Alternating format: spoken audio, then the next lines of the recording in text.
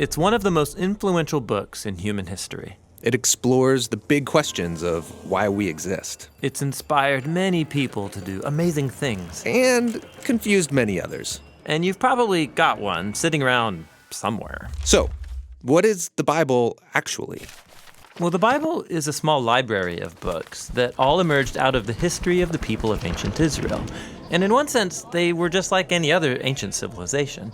But among them were a long line of individuals called prophets. And they viewed Israel's story as anything but ordinary. They saw it as a central part of what God was doing for all humanity.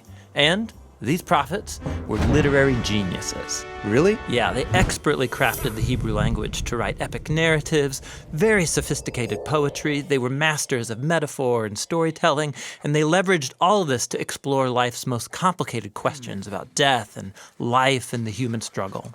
So, there's a lot of different authors writing this book. Yeah, and these texts were produced over a 1,000-year period, starting with Israel's origins in Egypt, then leading up to their kingdom with their first temple.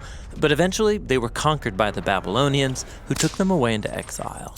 Then, at a crucial moment in their history, many Israelites returned to their land. They built a second temple, they reformed their identity, and this is when the Jewish scriptures began to be formed into the shape that we have them today. Okay, the Jewish Bible. What's in it? Well, in Hebrew, it's called by an acronym, Tanakh. The T stands for Torah, sometimes called the Law. That's Israel's 5-book foundation story. The N stands for Nevi'im, the Hebrew word for prophets. And this section consists of the historical books that tell Israel's story from the prophet's point of view. Then you get the poetic books of the prophets themselves. The K stands for Ketuvim, the Hebrew word for writings. This is a diverse collection of poetic books, wisdom books, and more narrative. And the Jewish people believe that through all of these literary works, God speaks to his people. Now, there were other Jewish writings being produced during this Second Temple period as well. Yeah, a really diverse group of texts. And these too were highly valued in Jewish communities. And there was debate from ancient times about whether or not some of these should be considered part of their scriptures. So, this is a lot of different writings over a long period of time. Why did they put them all together like this? Well, altogether, these texts tell an epic story about how God is working through these people to bring order and beauty out of the chaos of our world. And it all builds up to a hope for a new leader who would come and renew all creation.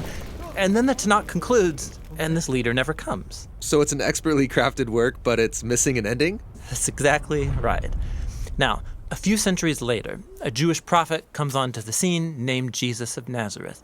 He claimed he was carrying the Tanakh story forward. Yeah, so Jesus did a bunch of cool stuff, was killed, but his followers claimed he was alive from the dead. Yeah, they said that Jesus was that long-awaited leader who would restore the world.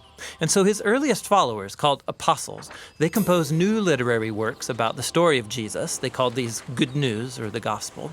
They formed an account called Acts about the spread of the Jesus movement outside of Israel. And then they circulated letters to different Jesus communities all around the ancient world. And they saw these writings as part of the scripture. Yeah, the apostles wrote all of this as the fulfillment of that epic story found in the Tanakh. And they were continuing the literary genius of the Jewish tradition.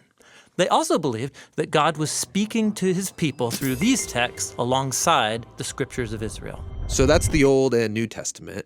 But what did the early Christians think of the other Second Temple literature? Well, different groups had different views about some of these books, but we know they read them and valued these texts because they passed them along with the Jewish scriptures. Okay, so we've got the Tanakh, the Jewish scriptures. We got these other Second Temple period works. Then the writing of the apostles about Jesus. And that's a lot of literature, so what's in my Bible? So the Christian movement has taken different forms over 2,000 years, and from the beginning, all Christians recognized the Tanakh and the New Testament as scripture. And for centuries, much of the Second Temple literature was read as part of the biblical tradition. The Catholic Church eventually made it official and called some of the books from this collection the Deuterocanonical books. Some Orthodox churches used even more books from this Second Temple literature. And then in the 1500s, during the Reformation, Protestant Christians wanted to go back to the oldest writings of the prophets and apostles, so they accepted only the Old and New Testaments. Okay, I think I got it. But how does a collection of books produced over 1,000 years by all these different authors tell one unified story? Yeah, that's the question we'll address